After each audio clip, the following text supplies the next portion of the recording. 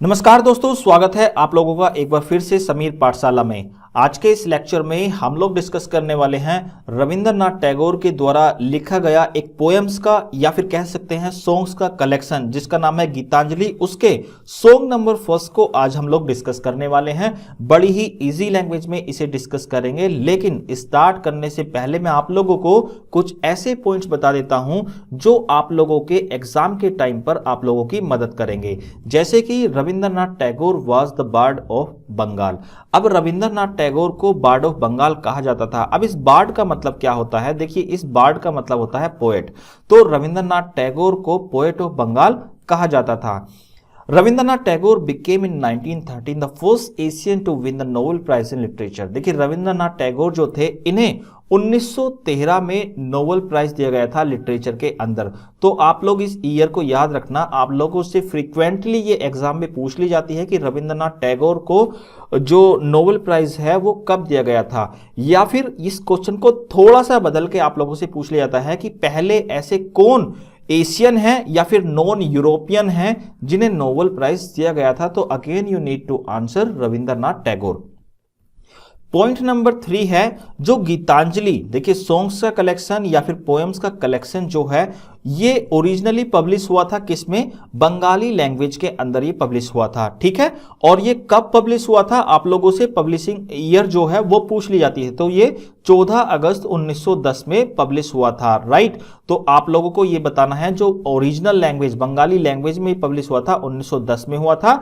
इसके अलावा इसका एक वॉल्यूम, इसका एक कलेक्शन भी आया था गीतांजलि का, जो इंग्लिश लैंग्वेज में है वो आया था 1912 में।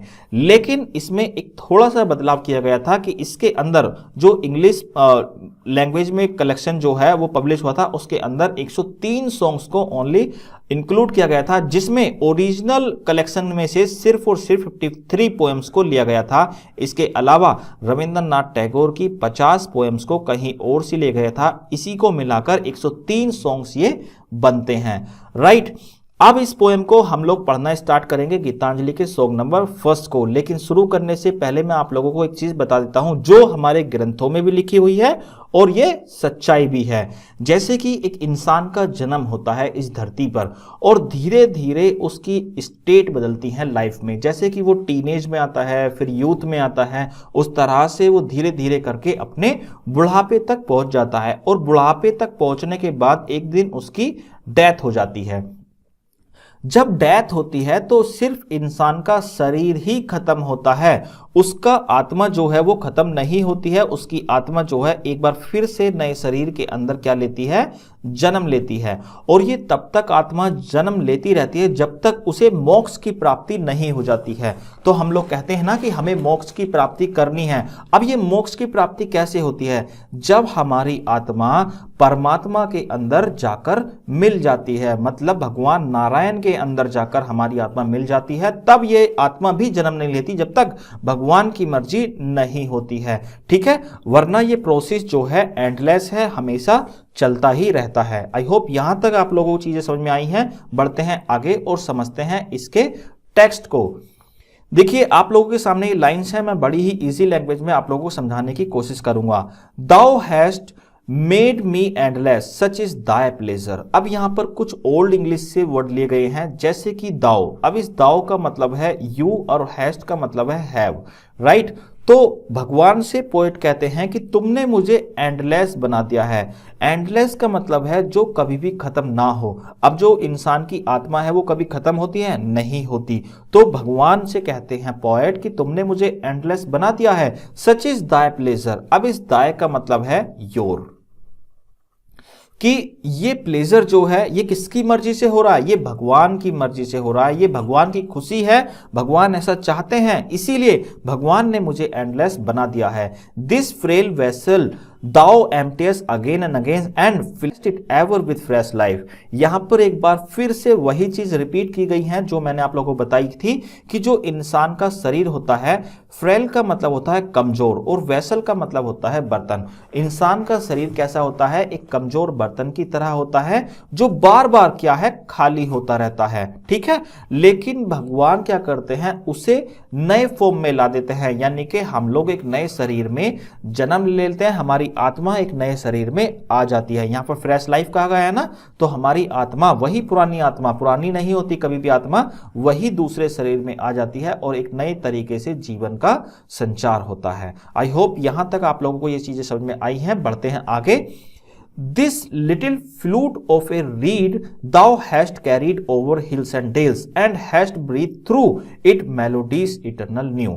देखिए यहां पर एक इमेज में आप लोगों को दिखाता हूं भगवान कृष्ण की। यहां पर कहा गया है कि जो भगवान कृष्ण के हाथ में फ्लूट है वो एक इंसान की तरह है।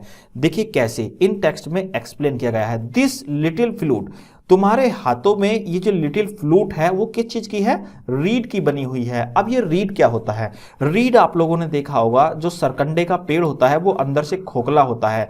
इवन हम लोगों ने भी, मुझे अच्छे से याद है कि हम सरकंडे के पेड़ की जो है वो अंदर से खोखला होता है, उसकी एक भोंपू टाइप का, एक बांसुरी टाइप का बनाते थे तो उससे आवाज निकलती है। तो पोएट कहते हैं कि हम लोग जो हैं, आपके हाथों में जो फ्लूट है ना वो है, जिसे लेकर कैरीड ओवर का मतलब है जिसे लेकर आप चलते हो, किस पे? हिल्स में और डेल्स में चलते हो, मतलब घाटियों में और पहाड़ियों में लेकर चलते हो। और तुम्हारी इस ब्रीथ से जो तुम सांस इसमें भरते हो, जिसमें जो इसमें फूंक मारते हो, इसमें जो मेलोडियस सॉन्ग निकलता है या जिससे ध्वनि निकलती है, उसी से हमारा जीवन जो है आगे चलता है। यानी कि तुम्हारी सांस से, जो तुम सांस देते हो इस फ्लूट के अंदर, उसी से इंसान का जीवन जो है वो चलता है। At the immortal touch of thy hands, my little heart loses its limit in joy and gives birth to utterance ineffable। देखिए यहां पर एक बार फिर से कहा गया है कि जिस तरह से भगवान कृष्ण इसको टच करते हैं, जिस तरह से भगवान कृष्ण जो है इस फ्लूट को टच करते हैं, मतलब इस इंसान को टच करते हैं। देखिए फ्लूट यहां पर क्या दिखाया गया है? इंसान दिखाया गया है। तो इंसान को जब भी टच करते हैं, यानी भगवान का आशीर्वाद जब भी इंसान पर होता है, तो इंसान का जो हार्ट है, लिटिल हार्ट है, वो अपने लिमिट्स भूल जाता है, अपने जॉय की लिमिट्स भूल जाता है। मतलब उसके पास इतनी सारी खुशियां आ जाती हैं जिसे वो अपने शब्दों में बिल्कुल भी बयां नहीं कर सकता है। राइट, बढ़ते हैं इसके एंड स्टेंजा की तरफ। Thy infinite gifts come to me only on these very small hands of mine, ages pass and still thou pourest and still there is room to fill. यहां पर कहा गया है कि भगवान के द्वारा दिए गए इनफाइनाइट गिफ्ट्स हैं, मतलब कि अनगिनत गिफ्ट्स भगवान जो है किसको देता है? इंसानों को देता है। अब वो गिफ्ट्स तो अनगिनत हैं, लेकिन इंसान की जो लेने की क्षमता है वो कैसी है?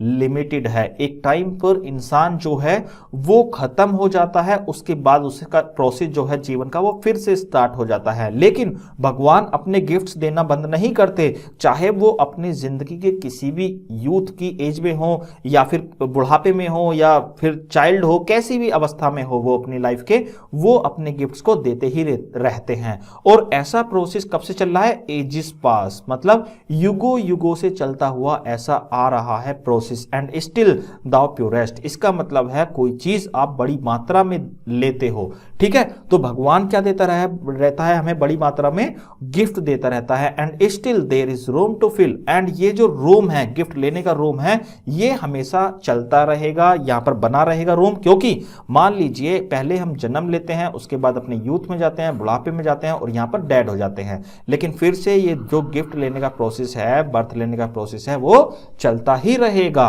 राइट, आई होप ये पोएम आप लोगों को समझ में आई है। मिलते हैं अगले लेक्चर में, तब तक के लिए जय हिंद।